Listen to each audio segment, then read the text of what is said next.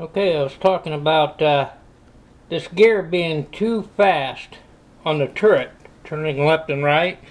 And that's the gearbox that was on there, and the motor gear, the gear that actually meshed with that big black gear was inside here. I took it out of there and I got it mounted on a different thing I'm building here. This is a different gear. This was actually from this cannon. This was the barrel of the cannon to raise up and lower the cannon barrel, and I mounted that gear that meshes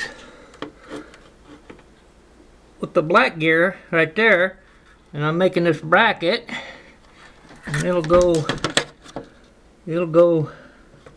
right up in there, and then that gear will mesh right there, and it'll turn it a lot slower. Over and out.